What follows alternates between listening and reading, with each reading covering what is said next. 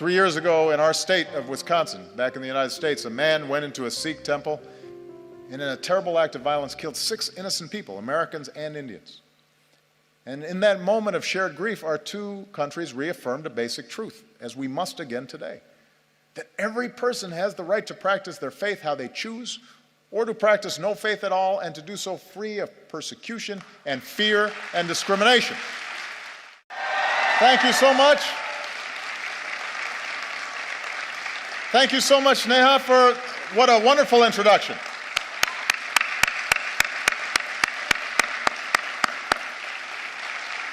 Everybody, please have a seat. Nothing fills me with more hope than when I hear incredible young people like Neha and all the outstanding work that she's doing on behalf of India's youth and for representing this nation's energy and its optimism and its idealism. She makes me very, very proud. And I think that may be her. Is that somebody related to you? Okay, because we just had a chance to meet, and she's beaming with pride right now, sitting next to you. Give Neha a big round of applause once again.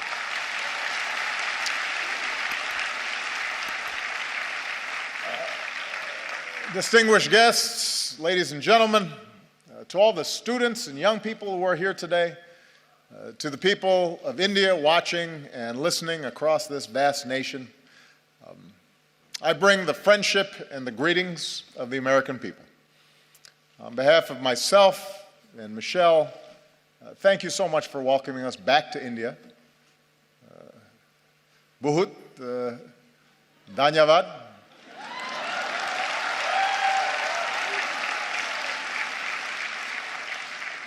It has been a great honor to be the first American president to join you for Republic Day.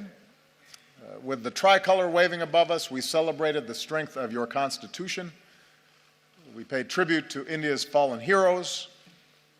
In yesterday's parade, we saw the pride and the diversity of this nation, including the daredevils on their Royal Enfields, which was very impressive. Secret Service does not let me ride motorcycles, especially not on my head. I realize that the sight of an American president as your chief guest on Republic Day would once have seemed unimaginable, but my visit reflects the possibilities of a new moment. As I've said many times, I believe that the relationship between India and the United States can be one of the defining partnerships of the century. When I spoke to your parliament on my last visit, I laid out my vision for how our two nations can build that partnership. And today I want to speak directly to you, the people of India, about what I believe we can achieve together and how we can do it. And my commitment to a new chapter between our countries flows from the deep friendship between our people. And Michelle and I have felt it ourselves. I recognized India with the first state visit of my presidency, where we also danced to some pretty good Bhangra. For the first time, we brought Diwali to the White House. On our last celebration here,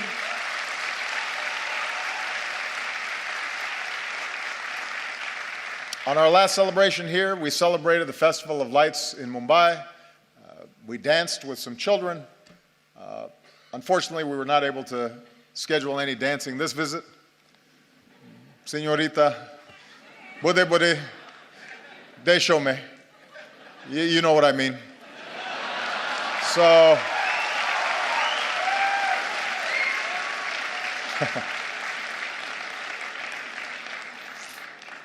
everybody said, by the way, how much better a dancer Michelle was than me, which hurt my feelings a little bit.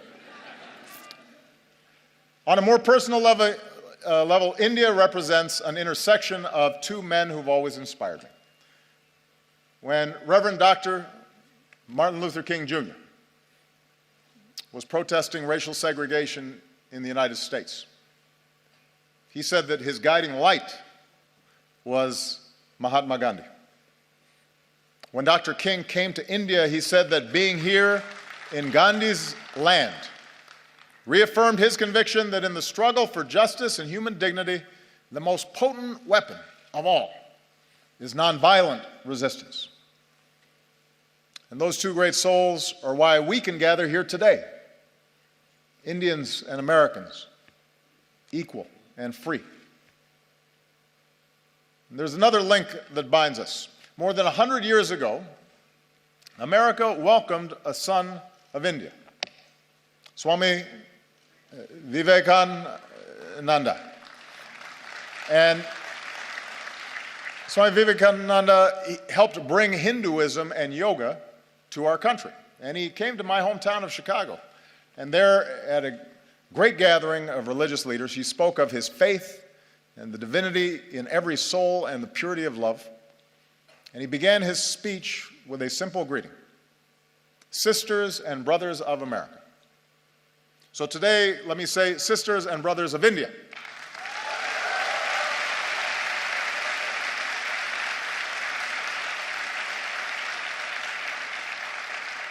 My confidence in what our nations can achieve together is rooted in the values that we share. For we may have our different histories and speak different languages, but when we look at each other, we see a reflection of ourselves. Having thrown off colonialism, we created constitutions that began with the three same words: we the people. As societies that celebrate knowledge and innovation, we transformed ourselves into high-tech hubs of the global economy. Together, we unlocked new discoveries, from the particles of creation to outer space. And we are among the few nations to have gone to both the moon and to Mars.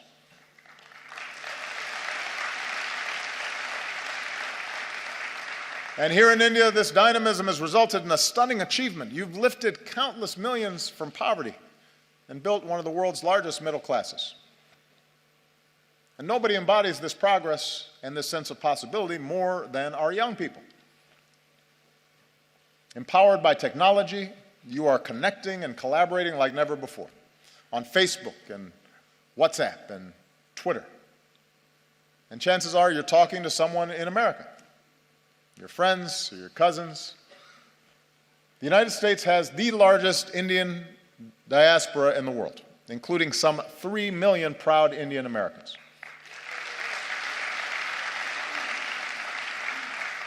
And they make America stronger, and they tie us together. Bonds of family and friendship that allow us to share in each other's success. So for all these reasons, India and the United States are not just natural partners. I believe America can be India's best partner. I believe that.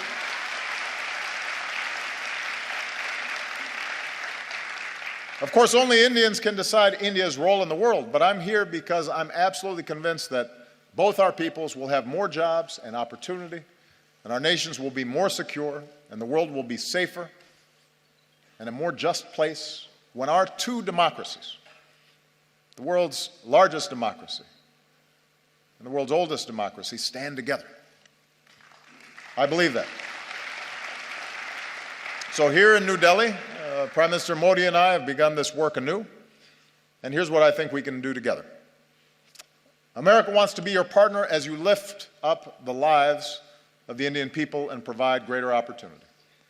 So working together, we're giving farmers new techniques and data, from our satellites to their cell phones, to increase yields and boost incomes.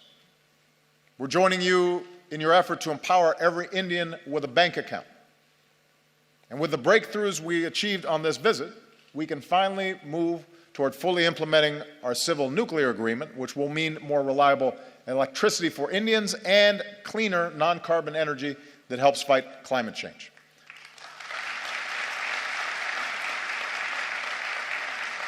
And I don't have to describe for you what more electricity means. Students being able to study at night, businesses being able to stay open longer and hire more workers, farmers being able to use mechanized tools that increase their productivity, whole communities seeing more prosperity. In recent years, India has lifted more people out of poverty than any other country, and now we have a historic opportunity, with India leading the way, to end the injustice of extreme poverty all around the world.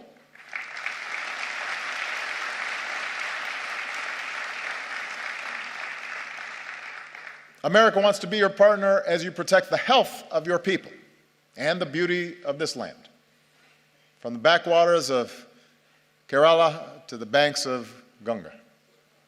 As we deliver more energy, more electricity, let's do it with clean, renewable energy like solar and wind. And let's put cleaner vehicles on the road and more filtration systems on farms and villages.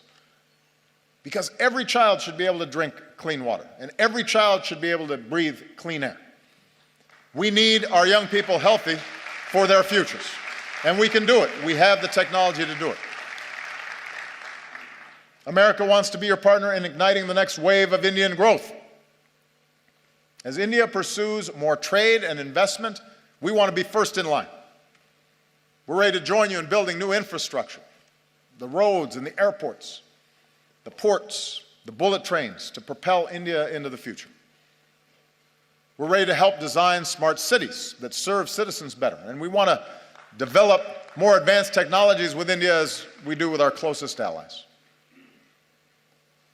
We believe we can be even closer partners in ensuring our mutual security. Now, both our nations have known the anguish of terrorism, and we stand united in the defense of our people. And now we're deepening our defense cooperation against new challenges. The United States welcomes a greater role for India in the Asia-Pacific, where the freedom of navigation must be upheld and disputes must be resolved peacefully. And even as we acknowledge the world as it is, we must never stop working for the world as it should be, a world without nuclear weapons. That should be a goal for all of us.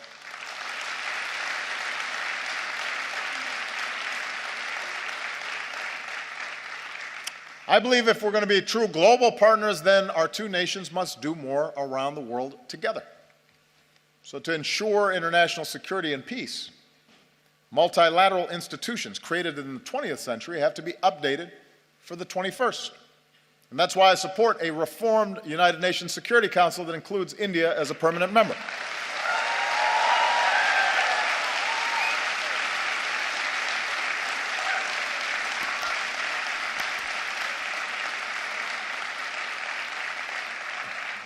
Of course, as I've said before, with power comes responsibility.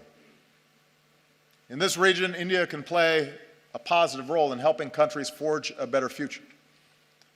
From Burma to Sri Lanka, where today there's new hope for democracy. With your experience in elections, you can help other countries with theirs. With your expertise in science and medicine, India can do more around the world to fight disease and develop new vaccines, and help us end the moral outrage of even a single child dying from a preventable disease. Together, we can stand up against human trafficking and work to end the scourge of modern-day slavery.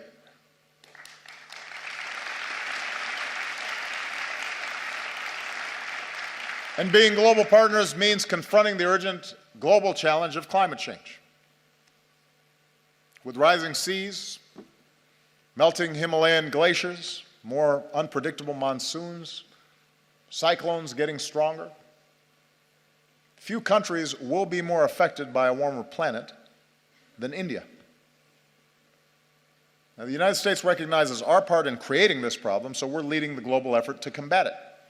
And today I can say that America's carbon pollution is near its lowest level in almost 2 decades. I know the argument made by some that it's unfair for countries like the United States to ask developing nations and emerging economies like India to reduce your dependence on the same fossil fuels that help power our growth for more than a century. But here's the truth. Even if countries like the United States curb our emissions, if countries that are growing rapidly like India, with soaring energy needs, don't also embrace cleaner fuels, then we don't stand a chance against climate change. So we welcome India's ambitious targets for generating more clean energy. We'll continue to help India deal with the impacts of climate change, because you shouldn't have to bear that burden alone. And as we keep working for a strong global agreement on climate change, it's young people like you who have to speak up so we can protect this planet for your generation, I'll be gone when the worst effects happen.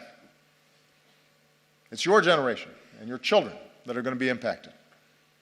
And that's why it's urgent that we begin this work right now. Development that lifts up the lives and health of our people, trade and economic partnerships that reduce poverty and create opportunity, leadership in the world that defends our security and advances human dignity and protects our planet. That's what I believe India and America can do together. So with the rest of my time, I want to discuss how we can do it. Because in big and diverse societies like ours, progress ultimately depends on something more basic, and that is how we see each other. And we know from experience what makes nations strong. Neha, I think, did a great job of describing the essence of what's important here. We are strongest when we see the inherent dignity in every human being. Look at our countries, the incredible diversity, even here in this hall. India is defined by countless languages and dialects in every color and caste and creed, gender and orientations. And likewise in America, we're black and white and Latino and Asian and Indian American and Native American. Your Constitution begins with the pledge to uphold the dignity of the individual. And our Declaration of Independence proclaims that all men are created equal. In both our countries, generations have worked to live up to these ideals. And when he came to India, Martin Luther King Jr. was introduced to some school children as a fellow untouchable. My grandfather was a cook for the British Army in Kenya. The distant branches of Michelle's family tree include both slaves and slave owners. When we were born, people who looked like us still couldn't vote in some parts of the country.